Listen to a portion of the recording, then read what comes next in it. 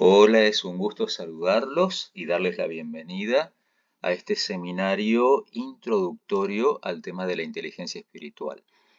Vamos con el capítulo 1, que ya lo tuvimos en vivo anoche en una transmisión por Zoom, pero lamentablemente por una cuestión técnica no nos quedó la grabación, así que en este video y en el siguiente va todo el panorama de lo que estuvimos viendo anoche. Planteábamos en este primer encuentro esta pregunta básica, fundamental, de aquí tenemos que partir, ¿no es cierto? ¿Qué es inteligencia? Si por un momento pensamos entonces en una definición, ¿qué te viene a la mente? ¿Qué entendés? ¿Qué entendemos por inteligencia? Bueno, tuvimos un diálogo, aparecieron distintas opiniones, hasta que llegamos a este planteo que vamos a poner ahora en la pantalla, que es la definición de una de las autoridades más importantes, más destacadas en los estudios de la inteligencia. Nos referimos a Howard Gardner, el autor de la famosa teoría de las inteligencias múltiples, que ahora en un momento vamos a entrar un poquito en ese tema. Pero primero esta definición tomada de Howard Gardner. La inteligencia sería un conjunto de habilidades que nos sirven para la solución de problemas, permitiendo al individuo resolver problemas genuinos, o sea, problemas que sean reales, problemas que sean importantes, o dificultades que vayamos encontrando, y cuando sea apropiado, cuando sea oportuno, crear un producto efectivo. De hecho, hay una relación muy estudiada entre inteligencia y creatividad. Bueno, acá Gardner plantea que a veces la inteligencia se manifiesta de esa manera, creando algo nuevo para resolver una situación, un problema. Ahora, haciendo un poquito de historia acerca del concepto de inteligencia, muy brevemente vamos a decir que tradicionalmente se consideró a la inteligencia una capacidad general, una capacidad que se la podía, digamos, definir en base a habilidades lógico-matemáticas, lingüísticas o verbales y memorísticas. Quien tenía esa capacidad general era inteligente. Así comenzaron los estudios de inteligencia hace más de un siglo, porque básicamente se buscaba eh, identificar el tema del rendimiento de los alumnos en el colegio. Por eso los primeros estudios sobre inteligencia se enfocaron en esto, en lo necesario para ser un buen alumno, según el modelo tradicional de enseñanza, ¿no? Capacidad para memorizar, capacidad lógico-matemática, lingüística, pero pronto varios investigadores empezaron a plantear que este concepto sobre la inteligencia es muy limitado, muy reducido, y apareció un concepto, digamos, en la vereda de enfrente, ¿no? A este. Eh, en lugar de plantear la inteligencia como una capacidad general, se la planteó como una variedad de capacidades. Este es el enfoque multifactorial o multidimensional de la inteligencia. Es decir, la inteligencia no tendría que ver solamente con esta capacidad general lingüística, lógico-matemática, memorística, sino con varias capacidades que algunas personas pueden desarrollar más ciertas capacidades, otras pueden desarrollar distintas capacidades y así la inteligencia se va manifestando de formas mucho más amplias en distintos proyectos de la vida, en distintos objetivos, en distintas resoluciones de problemas, en distintos productos que se pueden crear para hacer la vida mejor.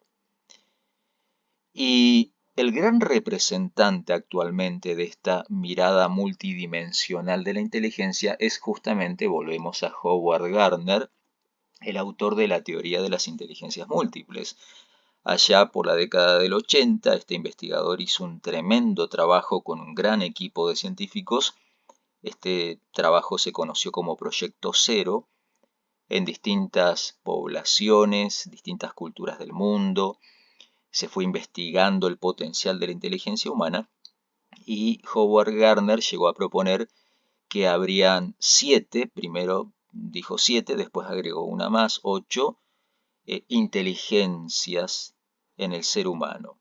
Y acá entre paréntesis tenemos la lista, no nos da el tiempo para desarrollar cada una, solamente las mencionamos. La lingüística, que ya estaba en la teoría tradicional, ¿no es cierto?, que recién mencionábamos, pero aparecen inteligencias nuevas, como la musical, bueno, la lógico-matemática que ya estaba, pero aparece la espacial, que es la capacidad de manejar inteligentemente los espacios, visualmente hablando sobre todo, como hacen los artistas plásticos, los arquitectos, los diseñadores, etc.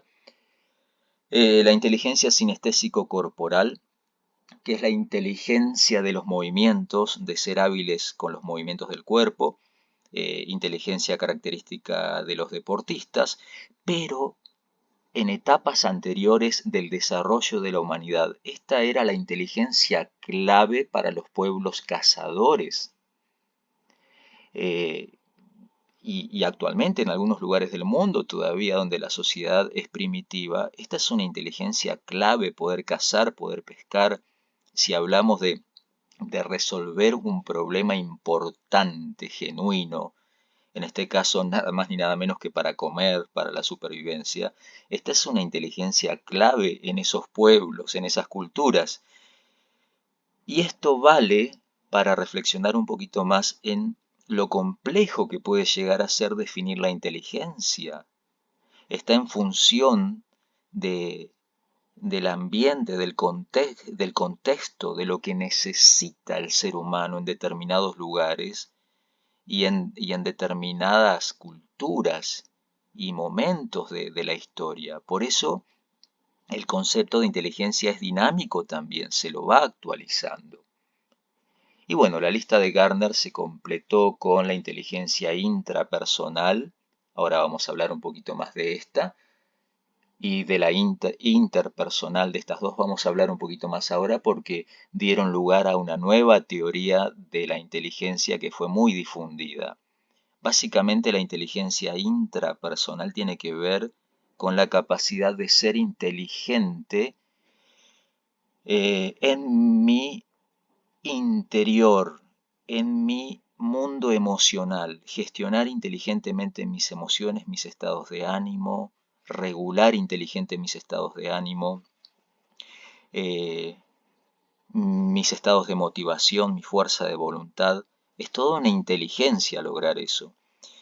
Y la inteligencia interpersonal sería básicamente relacionarme inteligentemente con las personas que me rodean. Es la inteligencia característica de los líderes, por ejemplo, de los grandes influenciadores, de las masas, de los políticos. Bueno, de ahí cómo se la use es otro tema. De hecho, este es todo un tema en la cuestión de la inteligencia.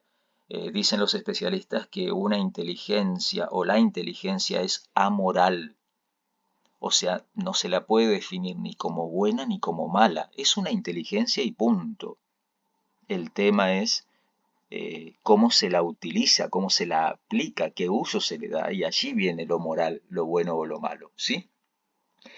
Y bueno, Gardner completó entonces su lista de inteligencias un poquito más adelante, sobre el año 2000, más o menos, un poco antes, le agregó la inteligencia naturalista, muy interesante, porque allí Gardner se estaba anticipando, de alguna manera, a la gran necesidad que tenemos hoy con la crisis ecológica. La gente con inteligencia naturalista desarrollada capta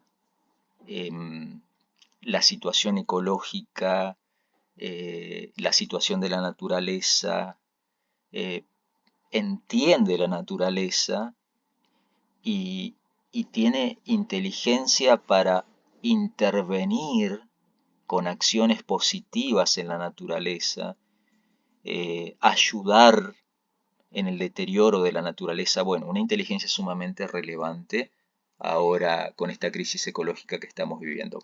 Ahora, decíamos recién que en base a la inteligencia intrapersonal, es decir, la inteligencia con respecto a mi mundo interior, comprenderme, gestionar inteligentemente mis emociones, mis estados de ánimo, mis estados de motivación, y la inteligencia interpersonal, la capacidad de ser inteligente en la manera de vincularme y relacionarme con los demás.